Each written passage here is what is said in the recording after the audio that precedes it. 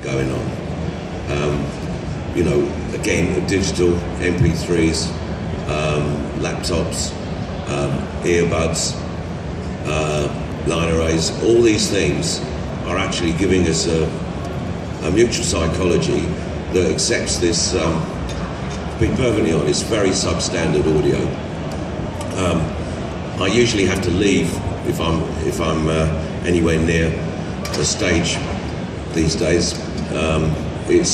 It's just too awful, and I'm thinking, how can people be putting up with this? Doesn't the engineer? I mean, there are so many things not right anymore. There must be for a whole industry to be so in love with something that actually doesn't work, and it definitely doesn't work outside. You know that there's all kinds of phasing and coherency issues, because as soon as it's even slightly windy, it's just coming and going.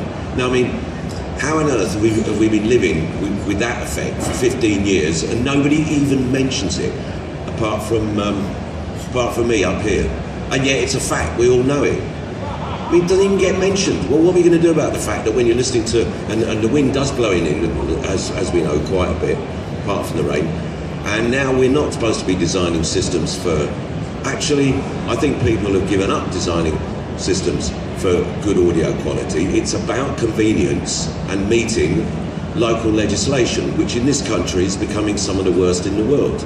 We have the worst rules for what noise. It's killing the normal live circuits. I mean, festivals are a travesty of level. Maybe there are a few out there where it can be correct, but generally speaking, it's way too quiet. We ourselves have suffered greatly from this in the past. So it's not impressive. It's not where a sound industry should be going. It's kidding itself, it's going forward. It's been going backwards for about 15 or 20 years now, and it's still doing it.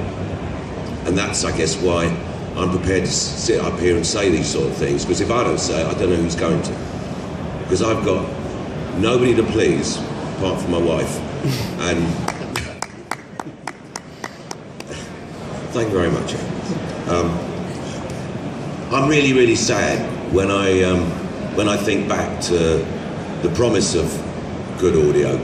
And I know I'm not going to get this quote quite right, but Pythagoras, it was obviously knew a thing or two, and it was about, I think, before 500 BC, I think, said music is to connect our souls with our divine nature. It is not merely for entertainment. And that's the part that I find really, really important. And we've only had big audio for 50 years, and we're supposed to be doing something a lot better with it than we're actually doing. And I have noticed many times that things start quite well, and then human nature and legislation, institutionalization take over, and before you know where you are, you've lost the whole point. There are many things that I'd love to say what they are, but I've got this person looking at me and saying, don't get yourself into any bigger trouble. But, I mean, good examples, Glastonbury. I was there at the beginning. I know the intent of the people that put that together. It started off democratically. Egos take over and it becomes an autocracy. And the whole point of why it was started is now forgotten, because it's a money-making machine. And this is what tends to happen to all our stuff, because sadly we've got the wrong measurement of what life's about. We think we can value it in terms of money or what you can exchange it for.